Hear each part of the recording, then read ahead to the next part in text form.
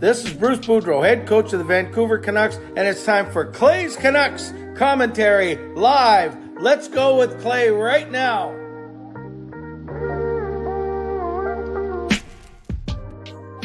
Hey Canucks fans, and welcome to Clay's Canucks Commentary Live, presented to you by Van City Experts Real Estate. I am Canuck Clay, and this is my Canucks take, all in one take. It is Monday night, January the 16th, 2023. If you're new, here's what you should do. Hit the subscribe button now for daily Canucks insight that's positive, timely, and trustworthy. Thanks everyone for being here. Thanks especially to all of you who are pulling double duty by being at Canucks After Dark. We had a massive show tonight, and I was joking with Parker that my Monday night shows here seem to go so fast. A, compared to Canucks After Dark, because they're only half the length, and B, because a lot of times I don't just regurgitate, but I talk about a lot of similar things that we talk about on Canucks After Dark. So I'm thrilled that you are here. Thanks for being here. Moderators, thank you in advance for doing what you need to do. Members, that's legends, that's Hall of Fame, that's franchise members, thanks for your support as always. And to all of you, no matter where you're watching from, whether you're in my beautiful neighborhood of Steveston, in Richmond, in the city, in the Lower Mainland, in the province, in the country, on the continent, or around the world, thank you for being here. You know I do not take you for granted. You know that I know that you could be watching, doing anything else, getting ready for school, getting ready for work, getting ready for bed, maybe doing all three. But the fact that you are here today with me, I appreciate you, and I do not take you for granted. So as always, I invite you to subscribe so you can get active in the chat section and you can get my videos every single day. Also, I invite you to like this video. There's already 50 of you in here, which is amazing on a Monday night, a late Monday night. There's only 11 likes, so let's get that up to 25 or so. That would be amazing. I love that 50% rule. You can leave a donation and get the donation train out of the station. You can gift memberships, which equals a $5 donation. You can leave a donation. I just said that. You can become a member. You can upgrade your membership. And if you're listening on a podcast platform, make sure you rate and review. So I will go for the first 15 minutes. And today I'm going to attempt to cover the 45-minute press conference by Jim Rutherford in only 15 minutes. And I'm going to do it basically uninterrupted unless I acknowledge a donation. But otherwise, I'm going to go pretty darn quick with this because I want to be able to get to leave 15 or 20 minutes for all of your comments. So I'm going to go for the first 15, break down this press conference, and then I'll do my mid-show sponsor read, and then I will throw it to you for all of your comments, questions, and observations from this press conference. A couple other things real quick before I get going. Thank you. It was legendary Just Incredible's birthday yesterday. He turned 35 years old. He gifted 2 van-based gift cards that I'm going to give away, one on the live stream, one through social media. And what I'm going to do is I said I was going to do it today, but because of the late start, I'll probably do it actually on Wednesday. That's my plan. Is I will award it Wednesday night. It'll be a game night. It'll be Canucks Tampa. So maybe that's what I will do is do that.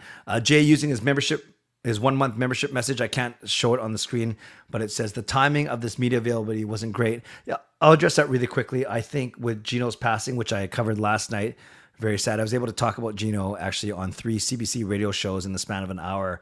That was a blessing to me. Yeah, I think at least they acknowledged the press conference with.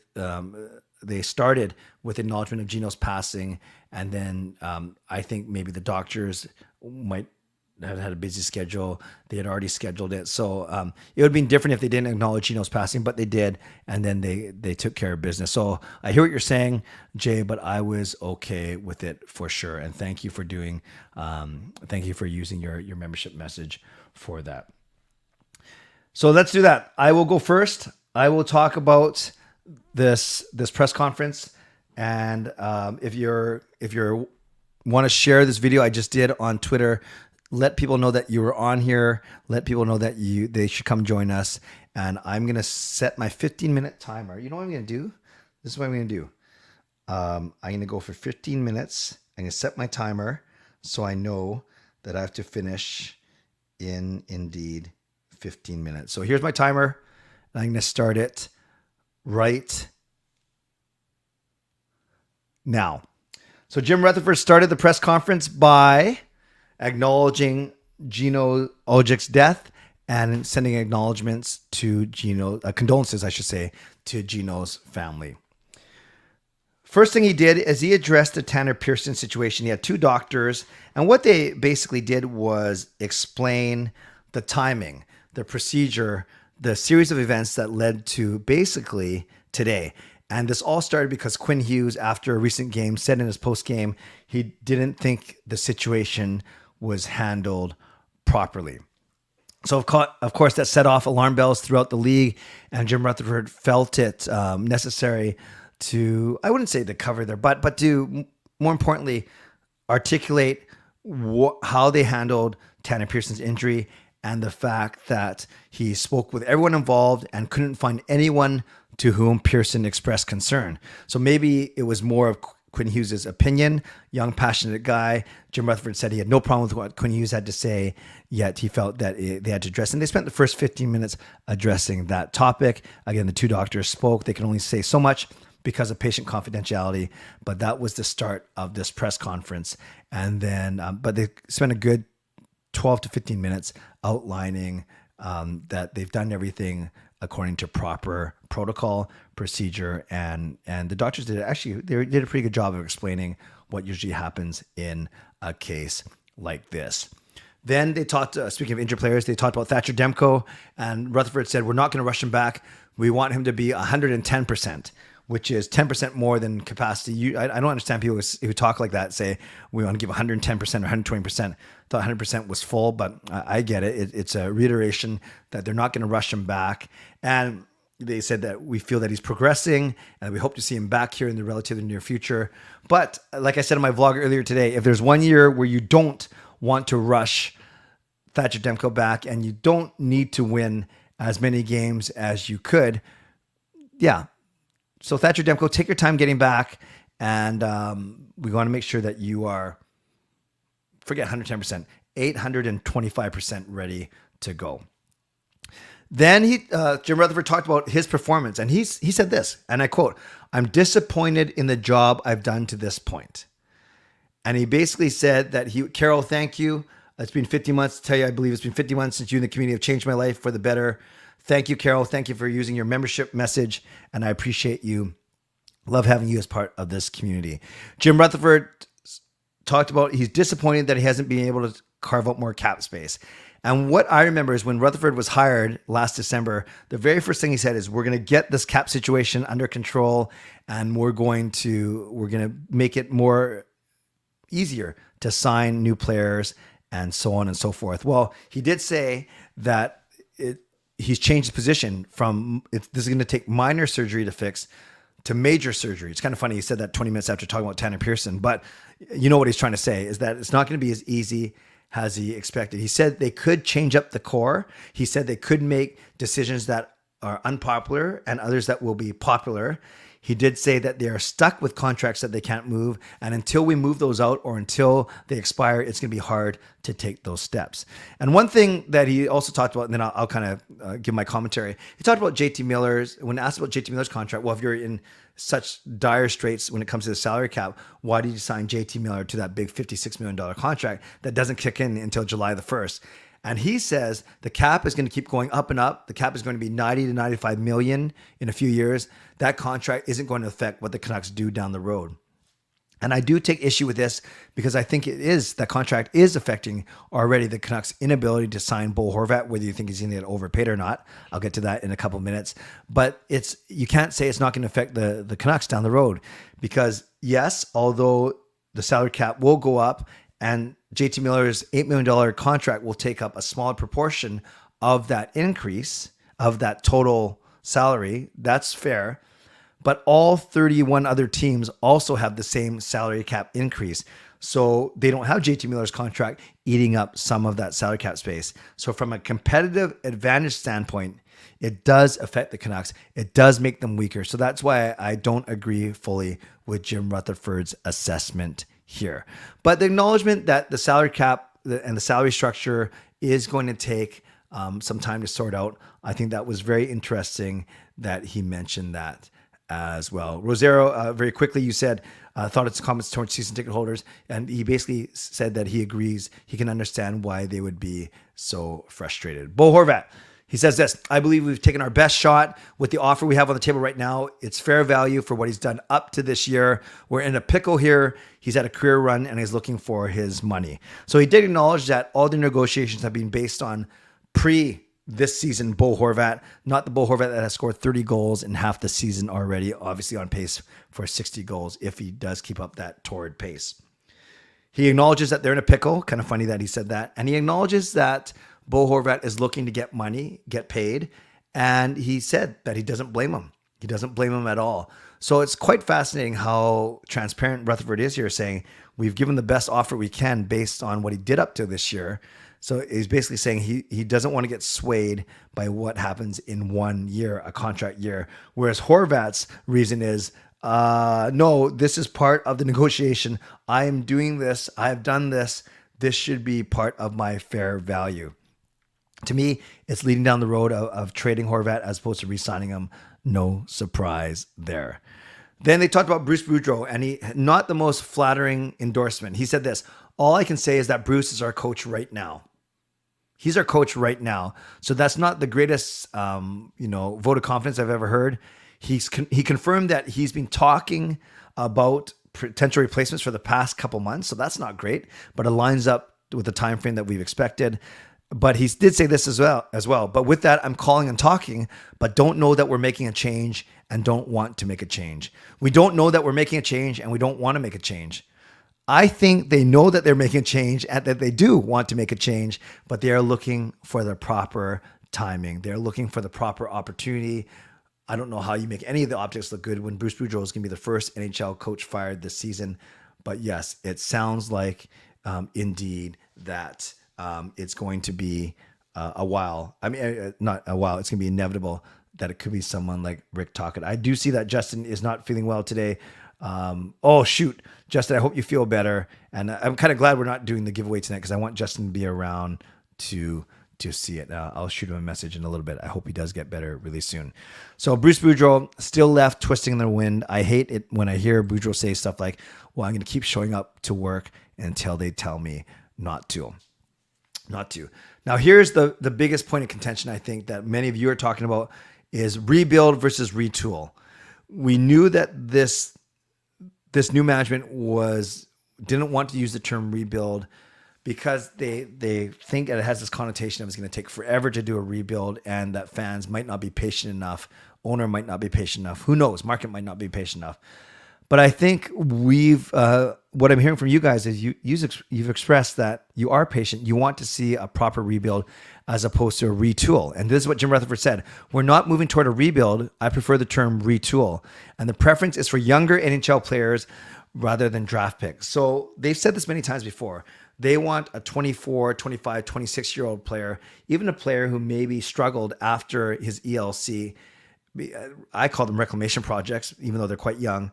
But in essence, players that have been in the league for at least 3 years and maybe have more to give.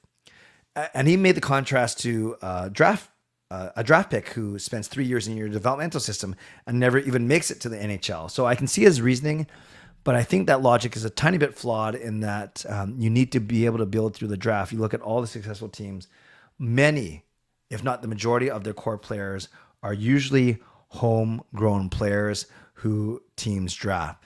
So on one hand, they're saying that they need major surgery, but on the other hand, they're saying they want to retool as opposed to rebuild. Retool equates to minor surgery for me.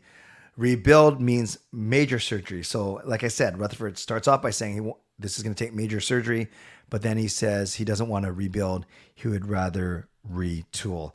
And I think where a lot of Canucks fans get frustrated is they've heard this jargon, they've heard this vernacular, they've heard this song and dance before, because Jim Benning said the exact same thing. He said that we can turn this team around very quickly, and Jim Rutherford was also saying today that they can turn this team around in 1 or 2 years. I have my doubts, but that's the way Rutherford was going. Talking about the draft, he kind of said tongue-in-cheek, I thought we were tanking. We're pretty close to the bottom. And then he said, but I would never running a team, go tell the coach of the players not to play hard.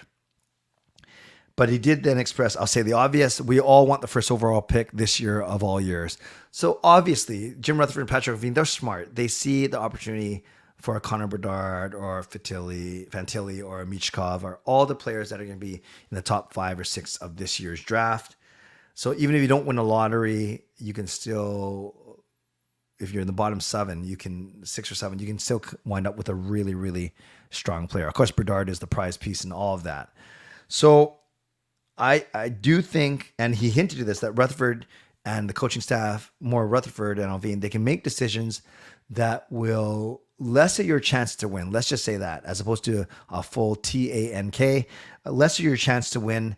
And that includes something like not rushing Demko back, and he even used this example of sending guys like Podkolzin, Höglander, Oman to Abbotsford, where you might think that they could help the team here, but also that they could also get valuable experience. And yes, Harry, I did say the T word. I can say it when other people mention it, but I would never say it as if no, I did say it. But I never say that I will be an advocate for it. Talked about buyouts. This is one way that the Canucks can save some money, and they may look out to buy out players this summer if they can't move money. And that includes, we've talked about the OEL contract, how it's not as bad as you think when it comes to buyout. Does it make sense to buy out Tyler Myers as opposed to straight out trading him? Maybe Garland, maybe Besser, maybe other guys, but the buyouts, on one hand, you clear cap space right away. On the other hand, you basically you end up paying 2/3 of the total salary cap hit, but extended over twice the length of the contract. So it's a matter of where and how you allocate that salary cap money. So that's easier said than done when it comes to buyouts, for sure. Talked about Andrei Kuzmenko, said that they started the process to renegotiate with him, that they want him on this team. He talked about the transition for European players who play a lot of east-west hockey, meaning across the rink, across the ice, as opposed to north-south hockey, which means up and down the ice, and that Kuzmenko is still mastering that part of his game. And then finally, they talked about Tucker Poolman, and Jim Rutherford said he doesn't expect Tucker Poolman will play again this season, but he hopes that the Canucks will have some clarity on his long-term health and prognosis soon. And remember, I said that even signing Horvat at the number they offered, which was not including taking into account his strong performance this year, he already said that that's going to put the Canucks over the cap. And I think that's projecting out signing Kuzmenko. I'm not sure that includes Tucker Poolman on LTIR, or that includes Tanner Pearson perhaps on there. Who knows what's going to happen with Travis Dermott? Hopefully he's okay.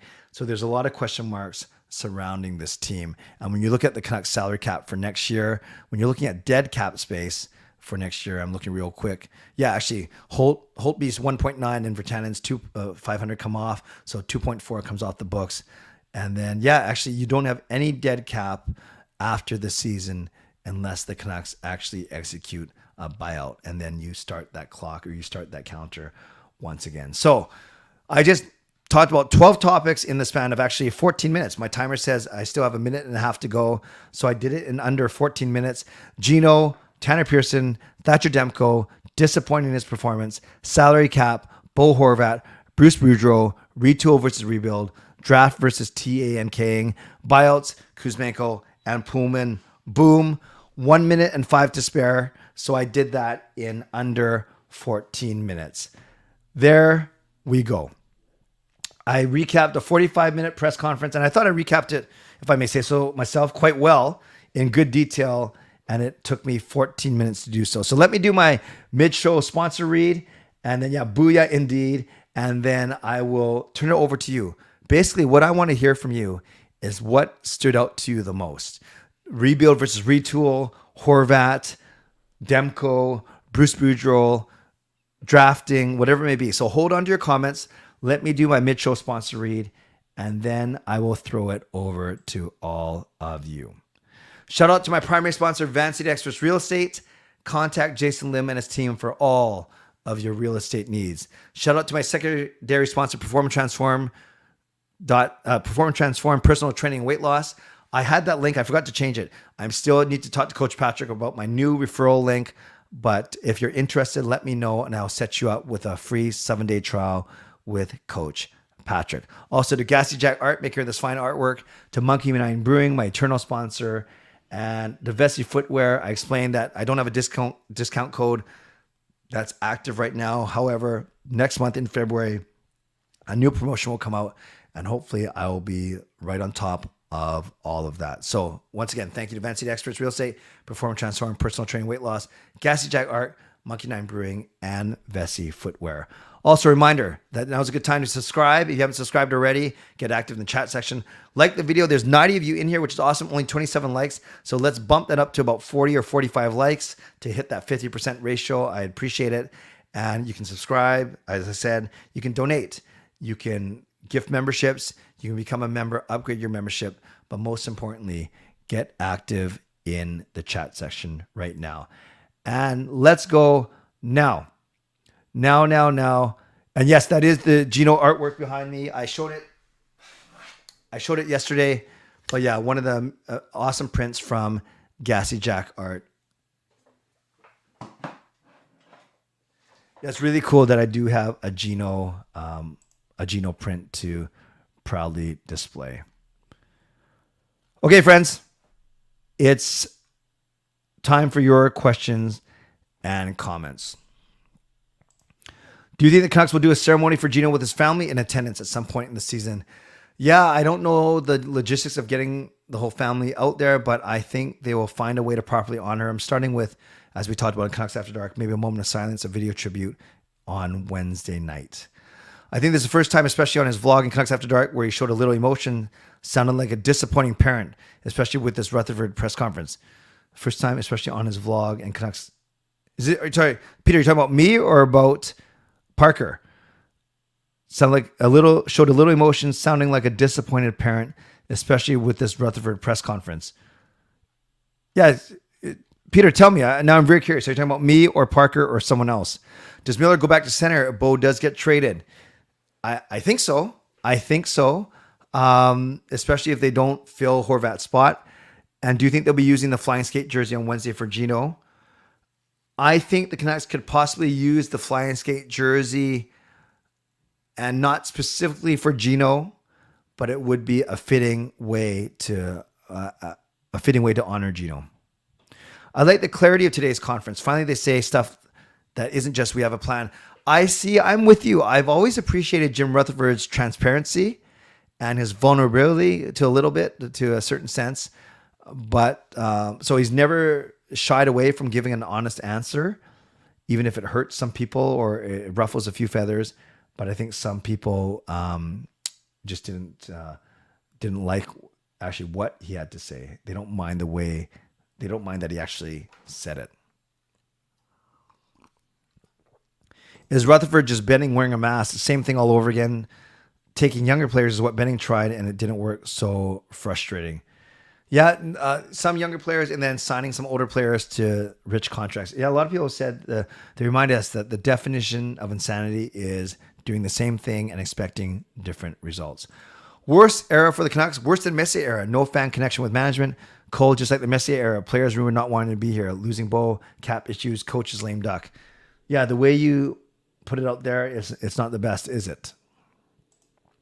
Ricky, what do you think of Elliot Friedman mentioning Sergei Gonchar as assistant coach with the Canucks? If the Canucks would like to bring in with Rick Tocchet, excuse me. Yeah, I heard that. That's the first. That wasn't on my radar. I don't know why it would be. I don't know enough about his coaching pedigree. I do know he's a good offensive defenseman, but I don't know much about his communications, coaching strategy, knowledge of the game. I'm sure it's great, but that was the first time I've heard of that name for sure. What was the Mark frustrating head-scratching quote? What was the Mark frustrating head-scratching quote? The most? If you're talking about the most frustrating, maybe the rebuild versus retool, and a little bit about how he said it's going to take major surgery, like I said, but he thinks he can turn things around in 1 or 2 years. Can't blame him wanting to sign players based on their entire career stats rather than a contract year, especially when core hasn't reached the playoffs. High T, that is a fair comment, and I think that's what he was getting at. Oh, Peter, no problem. So I sounded like a disappointed parent. Interesting. You have to ask my kids what that means. Clay, do you still do the cameos? I have not heard you mention it. I do.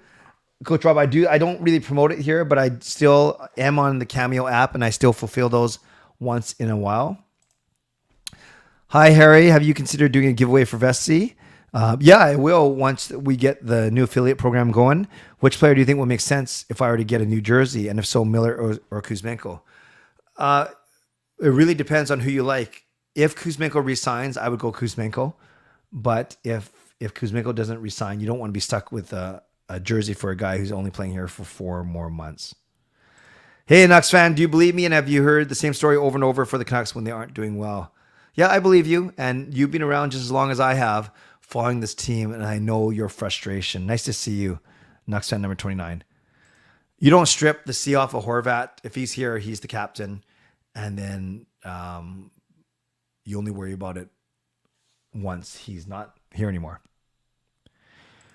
Rutherford is a better communicator than Benning. Benning was honest. He was just hard to figure out sometimes. He was honest, but it's hard to decipher what he was saying.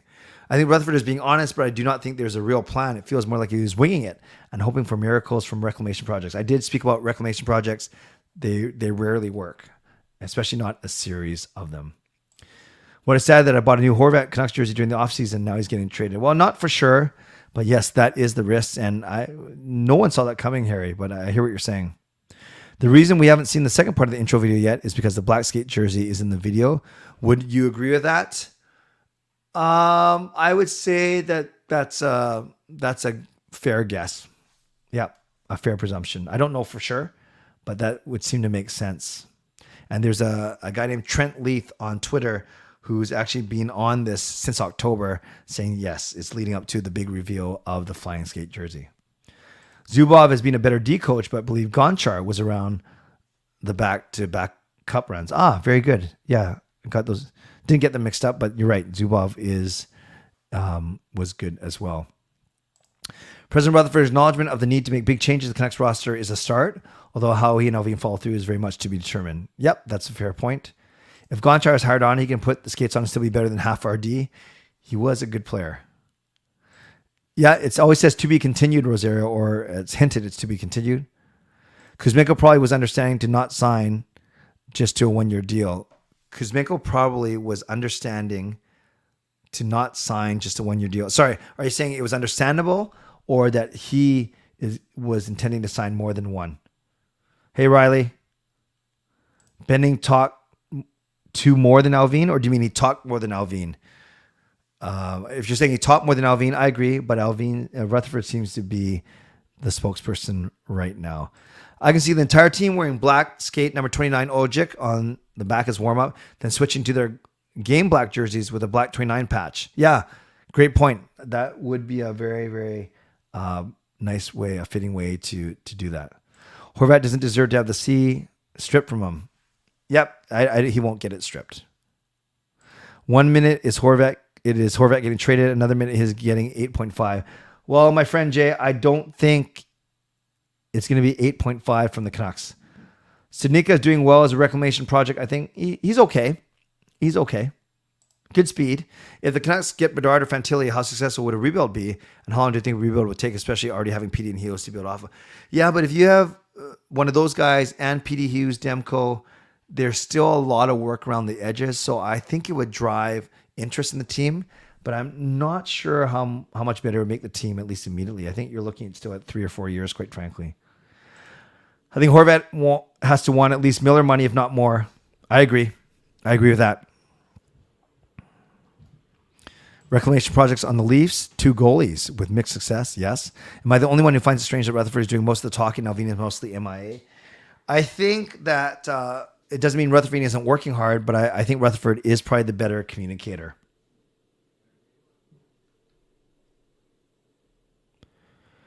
Get Talk It to Duke channel intro. Watch Clay's channel or I'll pound you. I have thought that maybe my days of using Bruce Boudreau in my intro are limited because he does say head coach of the Vancouver Canucks. Benning is like Biden, probably has dementia, cannot communicate, and can't talk, except Jim Benning is a GI. I think that's a little strong to say. Kuzmenko can only sign a 1-year contract when he came to the NHL, right? And then we hope to extend him. Alvin is probably hiding in Clay's closet right now, which explains why he hasn't talked so much. Yeah, I'll open that closet in a second. I've opened that up in other live streams before, and I'll see who's in there. Hot take. Nice to see you. A long time no speak, brother. Hope you're doing well. Hope your family's doing well. Hope your channel is doing well. I'm sure it is. Great to see you. When it comes to legends, it takes one to know one. Who do you think will be a new partnership in 2023-24 for the NHL jerseys? Nike, or do you think it'll be Fanatics when Adidas won't be their partnership anymore? I don't know anything about this kind of stuff, Harry, so I cannot give you a good answer. Watching Dango's podcast with Adam Wilde and Jesse Blake, they cannot believe the chaos happening here in Vancouver. It's embarrassing that the rest of Canada is seeing this unfold. Not only Canada, Ricky, but I think the entire league is talking about us. The Canucks have too many bad contracts to rebuild, need to wait it out and just hope they don't add any more bad contracts. I agree with you. That's what actually Rutherford said. He's got to wait for some of these contracts to expire, but I'm not fully confident that we're not going to add any more bad ones. With Kuz, he was probably in the understanding he may be in Vancouver longer. Yes, he could only sign that 1-year deal. Sam, 6.7 is not going to get done for Horvat. He wants at least 8. Benning has talked to the media more, yes, but Rutherford's kind of taking up that mantle. Kerfoot and Engvall for Besser. Oh, that's intriguing. What's their total salary cap hit? Why is it always Engvall with hot take? I don't mind Alvin not talking. Jim only started to talk more when Linden had his departure.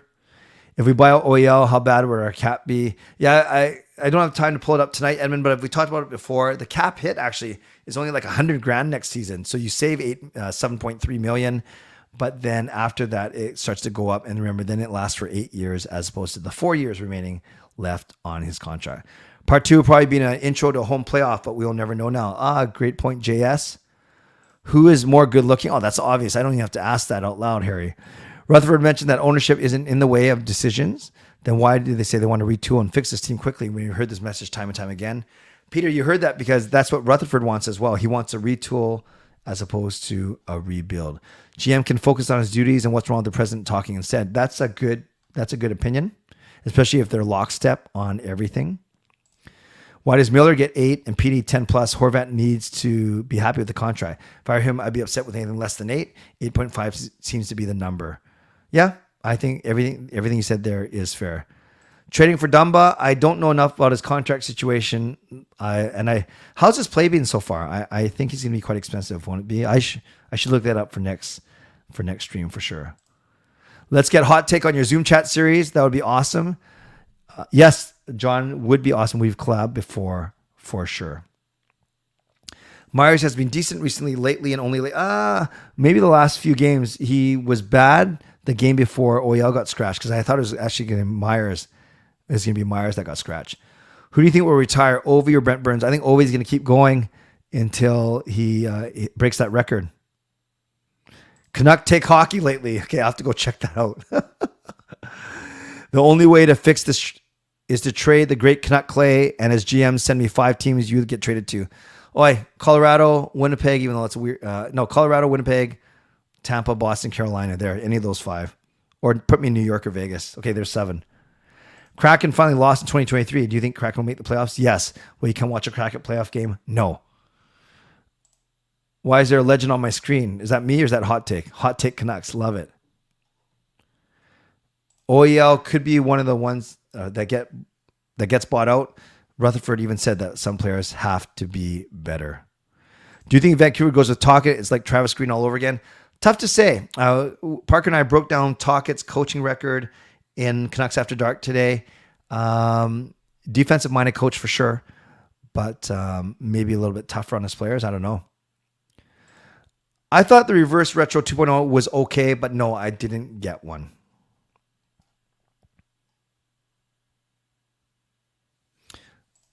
David Sid ripped into them. Interesting. That was probably a response to someone else. Go full rebuild. Quit fooling around, says Brian.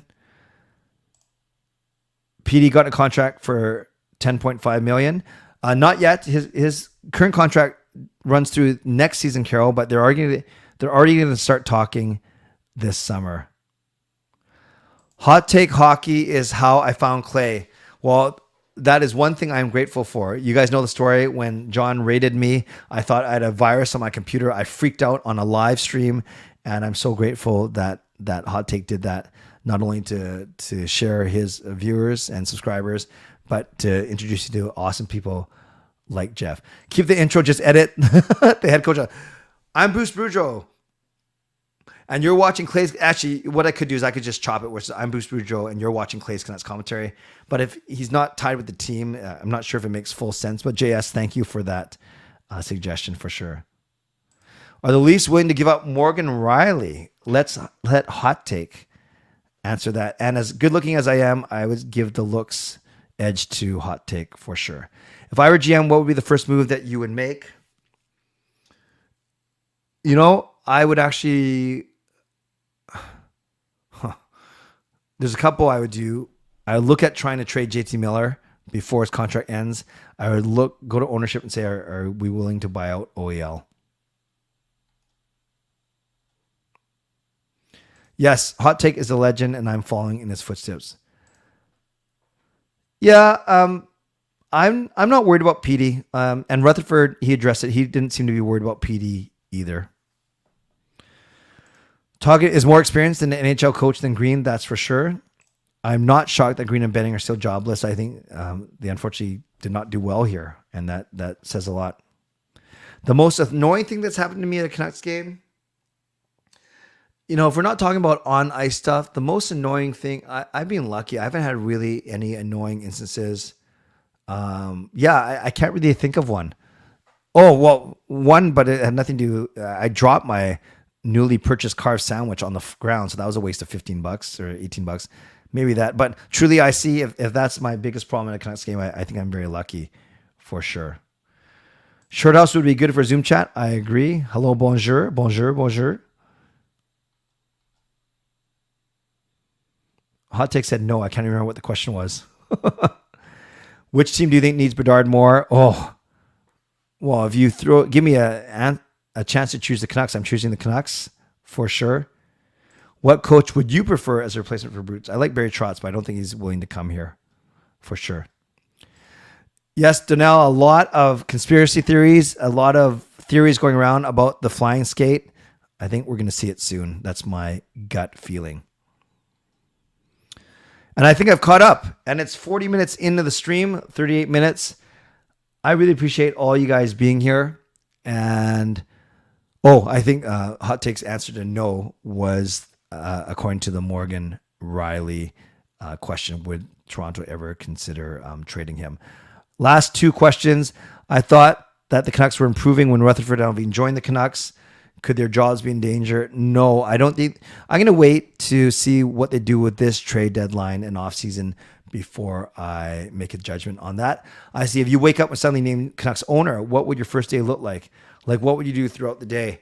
Truly, if my first day of being Canucks owner, I would spend the day meeting all the staff, thanking them for their good work.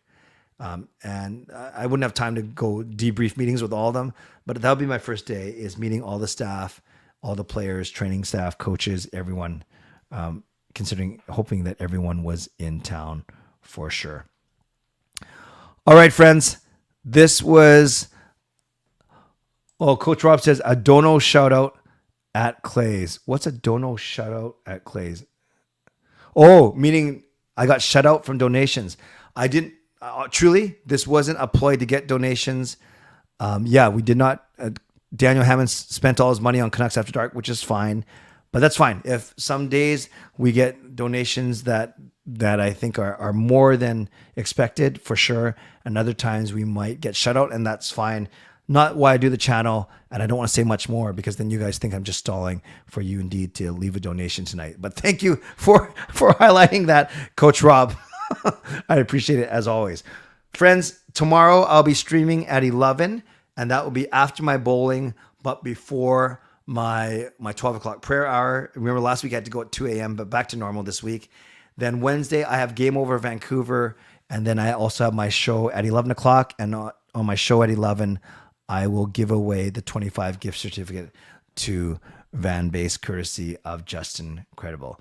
So once again, thanks for everyone for being here. Moderators, thank you for the job you did. Hopefully you didn't have to do too much tonight.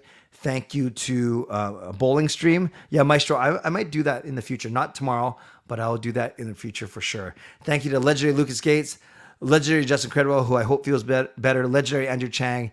Thanks to Hall of Fame and franchise members as well. And thanks to all of you who used membership messages and who stuck around, especially if you did double duty, Canucks After Dark, and this show tonight. I appreciate you. So on your way out, subscribe, like the video, leave a late donation, become a member, upgrade your membership, leave more comments, get active in the chat section as I wind down. And as always, support me on the podcast platform by rating and reviewing. And don't forget about thank you to my primary sponsor, Van City Experts Real Estate, and my secondary sponsor, Perform and Transform, personal training and weight loss. Whew. Okay, friends, thanks everyone for joining me tonight. As always, stay safe, stay healthy, take care of yourselves, and take care of each other. So George Clooney, Leonardo DiCaprio, and Matthew McConaughey, they get together to make a movie. And Clooney says, I'll direct it. I'll direct. And DiCaprio says, I'll act. And McConaughey says, all right, all right, all right. God bless. And go Canucks go. Booyah.